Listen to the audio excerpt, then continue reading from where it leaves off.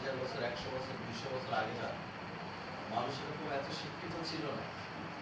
গ্রামের সহজ সরল সাধারণ মানুষরা ছিলেন, অনেকেই লেখাপড়া জানতেন না, তাদের অনেকের অভাব ছিল, অনেক মানুষ সচ্ছল ছিল না, কিন্তু নৈতিকতা ছিল না। এটা বাড়ির থেকেই আসে, আপনাদের পরিবার থেকেই আসে। আগে চিন্তা হবে কেন এখন বৃদ্ধাশ্রম হচ্ছে, বাবা মাকে পাঠায় দিচ্ছে, বাবা মাকে ভাত দিচ্ছে না, বোনকে চিনে না, মাকে মারে। তার কাছে পুত্রবধূর মেয়ে তো কিছুই, পুত্রবধূর বোন তো কিছুই।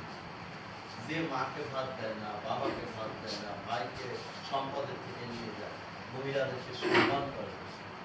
এখনো যে সমাজে মহিলাদেরকে একটা ভোগের বস্তু হিসেবে দেখা হয়, সম্মান দেওয়া হয়, শুধু সভা সেমিনারে আমরা আলোচনা করি, আমরা বড় বড় কথা বলি।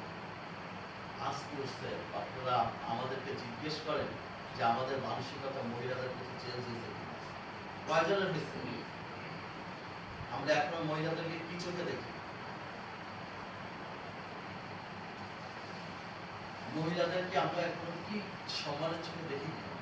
পরিবারের বাবা এসব মহিলারা এখনো খায় কিনা, এটা কাপড় চোপড় ধুয়ে রেখে দিতে হবে, এটা করতে হবে, ওটা করতে হবে, ছেলে সব মহিলাদের। কিছু হলে মহিলাদের পরে জোর করে কথা বলে, পিটা, তারাই দেয়।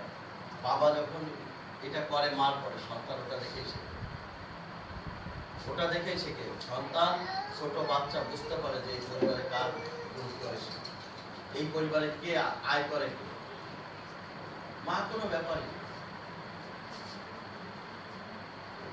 ওই জায়গাটার কথা বলতে আসছি। আমি নিন্দা জানাতে আসি, শোক জানাতে আসি। এটা নিন্দাশকের উপরে চলে গেছে, এটা নিন্দাশকের আর জায়গা না। যেখানে 8 বছরের একটা মেয়ে জীবন মৃত্যুর সন্ধিক্ষণে শ্বাস নিচ্ছে, সেখানে আমি এখানে তীব্র নিন্দা জানালাম।